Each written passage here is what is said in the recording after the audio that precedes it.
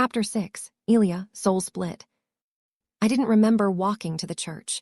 I just looked up, and there it was, the stained glass catching dull winter light, the doors cracked open like a wound that hadn't quite healed. I didn't come for God.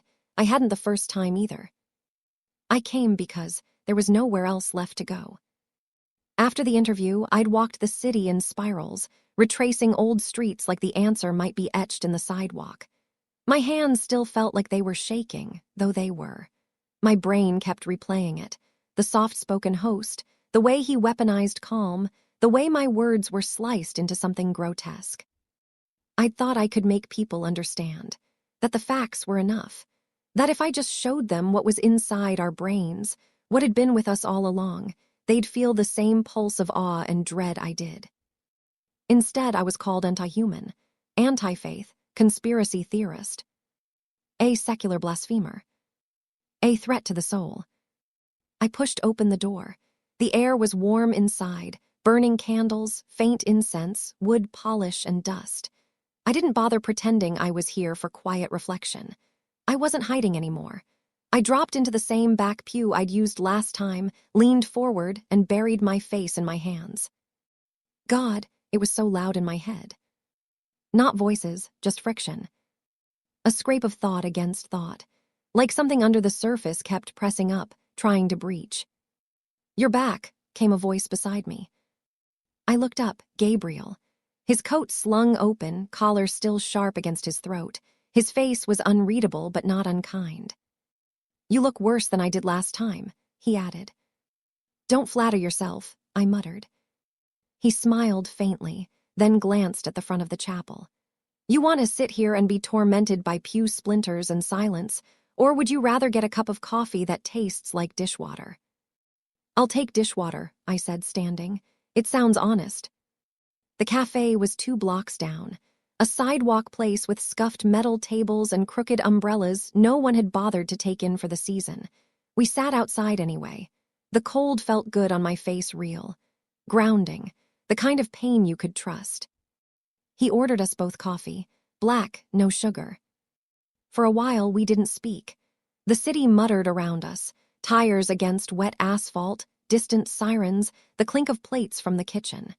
It felt like we were suspended inside the noise, both waiting for the other to rupture it. "They turned me into a soundbite," I said finally. Gabriel didn't respond, just sipped, waited. I had real data, real patterns. I wasn't speculating. I was showing them something true. "I saw the interview on TV. They showed you what they're afraid of," he said. I scoffed. "They're afraid of losing their story." He raised an eyebrow. "The one where we're special," I said. "The one where our minds are ours, our thoughts sacred. The one where consciousness is a divine spark, not a hitchhiker." He nodded slowly. "You think it's a parasite?" I met his eyes. "I know it is." He didn't argue. That unnerved me more than if he had. "Elia," he said, resting his arms on the table, "what if it's both?" I frowned. "Both what?" "Parasitic and divine. What if the very thing we call the soul is the thing you found?" I shook my head. That's just projection, language trying to label what it doesn't understand. Isn't that what science does too? I sighed, pinching the bridge of my nose. Science tests. It doesn't tell stories. It asks the same question in 1,000 ways until the answer breaks through the noise. And what if the answer is a story? I looked at him, really looked. His eyes were steady, searching, not trying to convert me, just trying to connect. "I'm serious," he continued.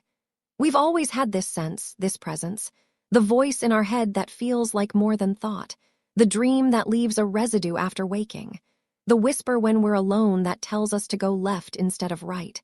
That's been part of us since the beginning." "Maybe," I said, "but maybe that voice was never ours." He didn't flinch. "Then why has it helped us survive?" I paused. The question hit harder than I expected. I thought of the shared scans, across continents, across ages. The exact same neural filament signature showing up in cave-dwelling nomads and modern neurologists. All of them carrying the same whisper inside their skulls. Gabriel went on. Other symbiotic relationships exist in the animal kingdom. If it's been here all along, helping us shape symbols, language, morality, then what if it is part of us now? A co-evolution. A partner, not a puppeteer. Or a puppeteer so good we forgot we had strings.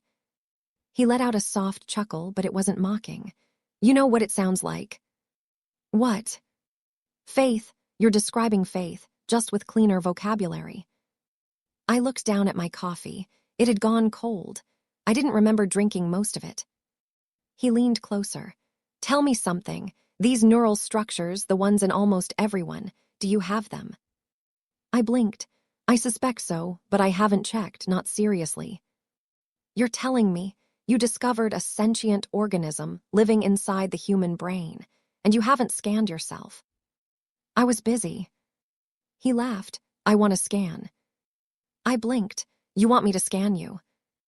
Yes, if I'm infected, I want to see it. You are infected. Almost everyone is. Almost. I searched his face. There was no panic there, no fear, just a strange calm. Why? I asked. Because ever since that woman died in front of me, my parishioner, I've felt different.